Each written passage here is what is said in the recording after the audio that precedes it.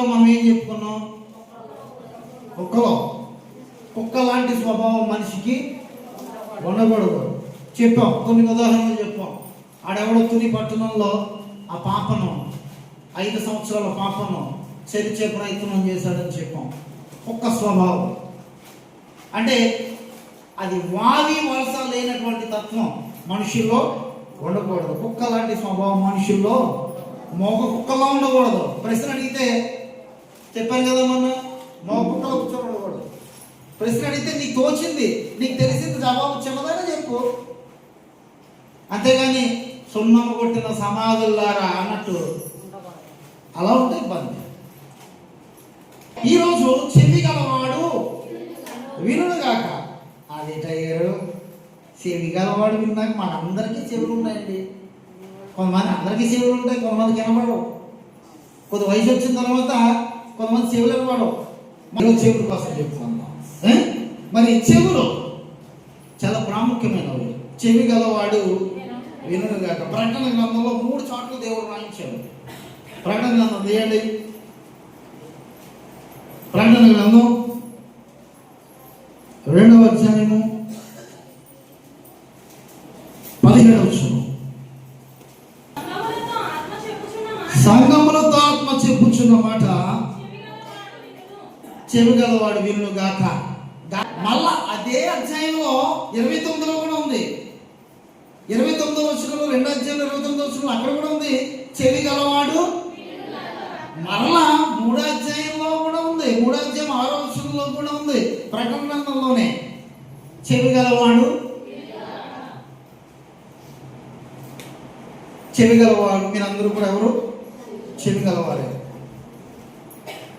మొన్న కుక్కల కోసం చెప్పాను కదా, చెప్పానా?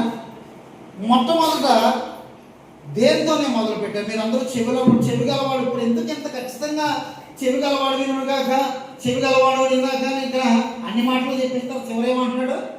చెవి గలవాడు. ఎందుకంటే మనుషుల మీద అంత నమ్మకం అండి దేవుడికి. చెవులు ఉంటాయి కానీ ఎట్టన్నంత నటించాలి కానీ ఎంతండి అన్నట్టు ఆయన తెలిసిపోయి చెవి గలవాడు. ఇప్పుడు మీరు కూడా ఆ రోజు వింటున్నట్టే ఉన్నారు. మీరు ఏం విన్నారో నేను ఈరోజు కనుక్కుంటాను. ఎందుకంటే మీ చెవి గలవాళ్ళు వినులు కాదు. మరి మీరు అందరూ విన్నారు కదా, మీ చెవులు పనిచేస్తున్నాయి కదా, పనిచేస్తున్నాయా? మొట్టమొదటి నేను దేంతో మొదలు పెట్టాను? చివరాకని చెప్పింది మోగ కుక్కల కోసం చెప్పాను. అవునా లేదా? విన్నారు. మీరు అందరూ విన్నారు అనుకుంటున్నాను. అంటే మీ చెవులు వింటున్నాయి. కొంతమంది వింటారు, ఈ చెవితో వింటారు, ఈ చెవితో పెడ చెవులు పెట్టడం అంటారు. అదే మరి ఏమంటారు? పెడ చెవులు. దేవుడి మాటలు వింటున్నాం, ఈ చెవితో వింటున్నాం, ఈ చెవితో వదిలిపెట్టేస్తున్నాం పెడ చెవిని. బైబిల్ గ్రంథంలో పెడ చెవిని పెట్టే దెబ్బ అయిపోయాడు ఒక వ్యక్తి. చెప్పిన మాట పెడ చెవిని పెట్టాడు. దేవుడు చెప్పాడు. మీకు ప్రశ్న, ఎవరు పెడ చెవులు పెట్టారు? ఎవరికి ఉన్న పదవి పోయింది ఆ పెడ చెవులు పెట్టడం వల్ల? పెడ చెవులు పెట్టడం వల్లే ఆ పదవి పోయింది ఆయనకి. దేవుడు చెప్పాడు, చెప్పిన మాట ఎట్టన్నట్టే చెవిలో వేసుకున్నాడు కానీ పెడ చెవులు పెట్టాడు. దేవుడు చెప్పినట్టు చేయలేదు, ఆయన నచ్చినట్టుగా చేశాడు. అది దేవుడికి నచ్చలేదు. సౌలు పదవి ఏంటి? రాజు పదవి ఎందుకు పోయింది? దేవుడు చెప్పినట్టు వినలేదు. ఎన్నాడు కానీ పెడ చెవులు పెడేశాడు. అంటే చెప్తాడు దేవుడేమో ఏమైంది, దేవుడు ఏమైనా చెప్తాడు, మనం చేసి మనం చేద్దాం అనుకున్నాడు. ఆయనకి నచ్చినట్టుగా చేశాడు. వెంటనే దేవుడు ఏమన్నాడు అంటే అక్కడ చూస్తే దేవుడు సమూయేలు ప్రవక్త ద్వారా చెప్తున్నాడు. ప్రియులారా, సమూయేలు గ్రంథం 13వ అధ్యాయము 13వ వచనం. అందుకు సమూయేలు ఇట్లా నేను నీకు ఇచ్చిన ఆజ్ఞను అంటే వినలేదు. దేవుడు ఇచ్చిన ఆజ్ఞను ఏం చేయలేదు? వినలేదు. సౌలు చెడ్డోడే. సౌలు చెడ్డోడు ఎందుకంటే ఆజ్ఞ గైకొనలేదు. మీ యొక్క సంపాదనలో 10వ వంతు దేవునికి ఇవ్వండి. ఏంటది? ఆజ్ఞనే. అది పాటిస్తున్న వాళ్ళు మంచోళ్ళందరూ కూడా చేతులెత్తండి సార్. పాటించలేని చెడ్డోళ్ళందరూ కూడా చేతులెత్తండి. ఎవరిని? సౌలు చెడ్డోడైతే, సౌలు ఆజ్ఞ గైకొనలేదు కాబట్టి సౌలు చెడ్డోడైతే మనం కూడా చెడ్డోళ్ళమే. సౌలు చెడ్డోడు, ఆజ్ఞ గైకొనలేదు కాబట్టి నీవు కూడా చెడ్డోనివే. ఇక్కడ ఆజ్ఞ గైకొనలేదు కాబట్టి నీ రాజ్యం ఉండదు. పోరా, నువ్వు రాజుగా ఇంకా ఉండవు. చదవండి అన్నమాట. బైబిల్ గ్రంథం చదివితే ప్రియులారా నాతో మాట చెప్పండి. నీ దేవుడైన యెహోవా నీకిచ్చిన ఆజ్ఞను గైకొనక నీవు అవివేకపు పని చేసితివి. నీ రాజ్యమును ఇశ్రాయేలీయుల మీద సదాకాలము స్థిరపరచుటకు యెహోవా తలచియుండెను. అయితే ఈ రాజ్యము నిలవదు. నువ్వు దేవుడు సరిగ్గా ఇస్తే నిన్ను ఇంకా బాగా అభివృద్ధి చేద్దాం అనుకున్నాడు, కానీ నువ్వు సరిగ్గా ఇవ్వట్లేదు కదా, నీ అభివృద్ధి ఆపేస్తాడు. ఎవరు నేనన్నా ఇక సరిగ్గా చెప్పిన ఆజ్ఞ గైపోలేదు కాబట్టి రాజ్యం నీకు ఏమంటాడు? అక్కడ సమూయేలు ఏమంటున్నాడు? నీ రాజ్యం ఎంతగానో విస్తరింప చేద్దాం అనుకున్నాడు దేవుడు, కానీ నువ్వు మాట వినలేదు కదా, నీ రాజ్యం ఇంకా నిలవదు, నువ్వు రాజుగా ఉండవు అనేసి ఒక మాటతో నువ్వు రాజుగా ఉండవు అని చెప్తే, రాజు అంటే ఎంత పని అండి?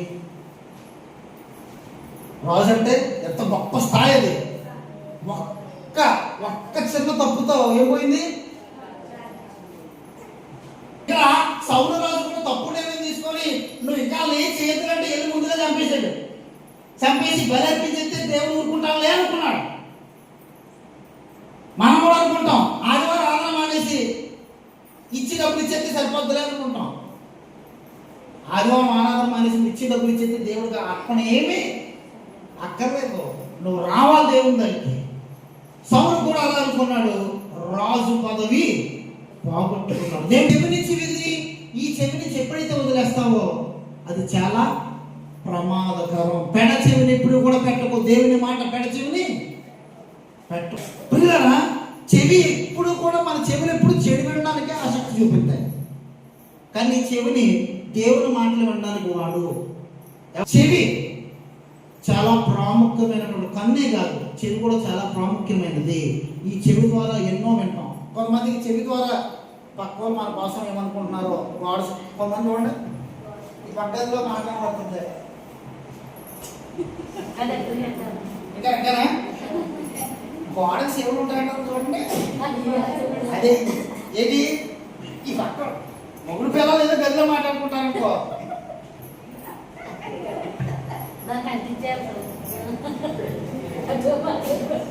దీనికి ఎక్కువ ఇష్టపడుతుంది చెవి. దేవుడు మాటలంటే చెవి ఇష్టపడదు. అంటే ఎప్పుడైనా ఎవరి కోసమైనా చెడ్డగా మాట్లాడుకోవాల్సి వచ్చినప్పుడు, ఆడిక లేనప్పుడు వాడి కోసం మనం చెప్పుకోవాల్సి వచ్చినప్పుడు చెవి బాగా ఫాస్ట్గా దేవుడి రాజశేఖర్ గారు చెవి చాలా ఆసక్తి చూపించేస్తుంది. ఆ చెవిలో పెడిచేస్తాం, అవి మాత్రం పెడచేవి పెడతాం. ఏది ఆ మాట పెడచేవి పెడతాం ప్రియులరా. కానీ చెవి దేవుని యొక్క మాట ఆలోచించడానికి ఉపయోగించమని దేవుడు చెప్తున్నాడు. అయితే ప్రియులరా, బైబిల్ గ్రంథం తీస్తే సామెతల గ్రంథం 18వ అధ్యాయము 15వ వచనం, జ్ఞానుల చెవి ఇదేంటి వెతుకుతుంది? తెలివిని వెతుకుతుంది. మనం తెలివిని వెతకం. ఎంతసేపు ఎవడు మన కోసం ఏమనుకుంటున్నాడా, పక్కల కోసం ఏమంటున్నాడా, ఎవడు మంచి మనకు బూతులు బాగా నేర్పుతున్నాడా, ఎవడు వ్యవహారాలు బాగా చెప్తున్నాడా, ఎవడైతే చెడ్డ మాటలు బాగా జోకులు సెటైర్లు వేస్తున్నాడా, ఆ మాటలు బాగా ఆలకిస్తాం. కానీ తెలివైన మాటలు ఆలకించినప్పుడు ఎక్కువ చేయండి.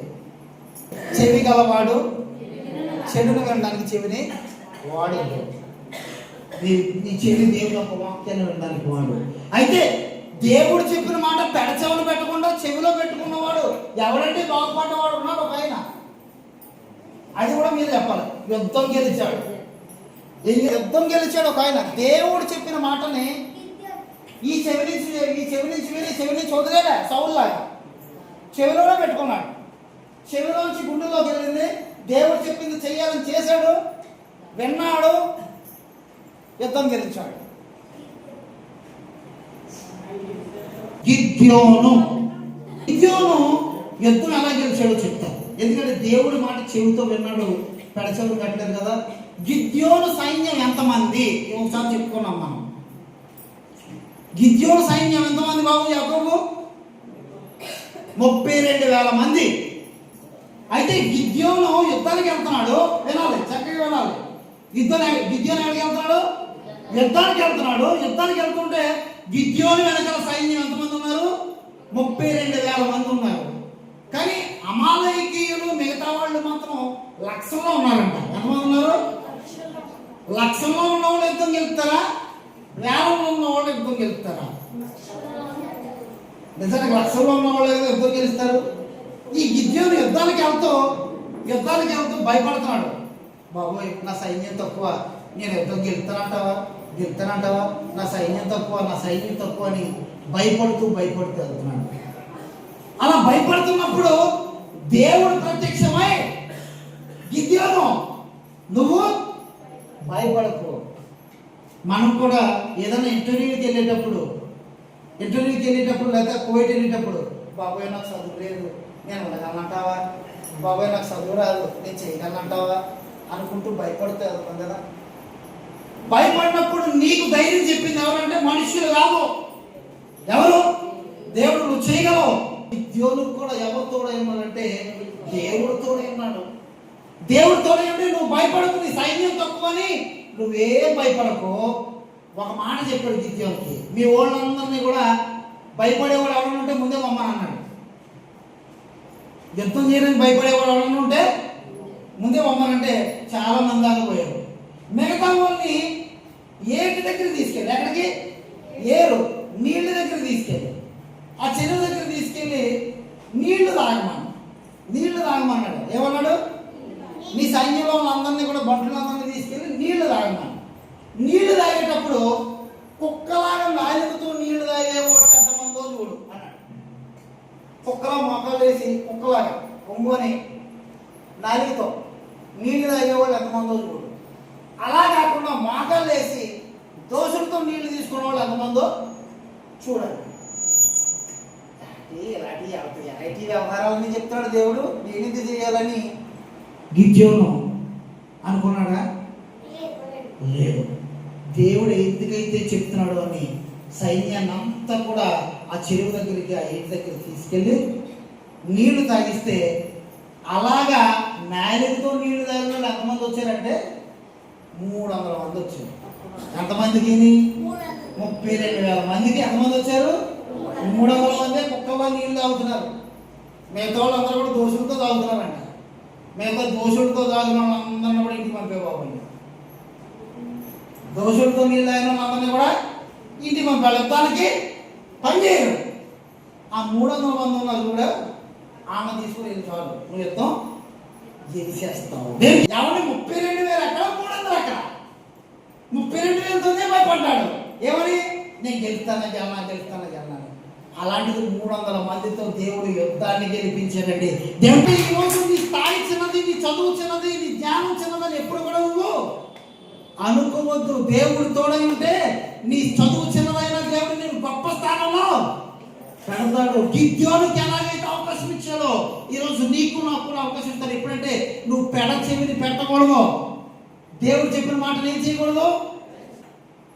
దేవుడు చెప్పిన మాటను పెడ చెవులు పెట్టకుండా దేవుని మాట వింటే నువ్వు విజయం సాధిస్తామని దేవుడు బైబిల్ గ్రంథంలో ద్వారా గిద్యోను ద్వారా చెప్తున్నాడు. మన దేవుని ఎందుకు వాడుతున్నావు? దేవుని మాటను పెడ చెవులు పెట్టొద్దు. దేవుడి మాటను విను. దేవుడి ద్వారా దైవ సేవకుడు చెప్పే మాటను మరింత ప్రాముఖ్యంగా విను. దైవ సేవకుడు ఎందుకైతే చెప్తున్నాడో నా కొరకే చెప్తున్నాడని దైవ సేవకుడు చెప్పిన మాటకి ఎప్పుడైతే నువ్వు చెప్పిస్తావో అది మనసులో పెట్టుకుంటావో నువ్వు విజయము సాధిస్తావు. పెడచెవిని పెట్టి పాడైపోయినవారు సౌలు.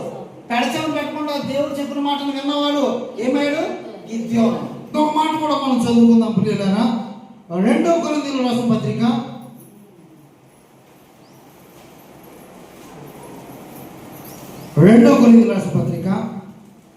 9వ అధ్యాయము 7వ వచనం. సనుగు కొనకయు బలవంతముగా కాకయు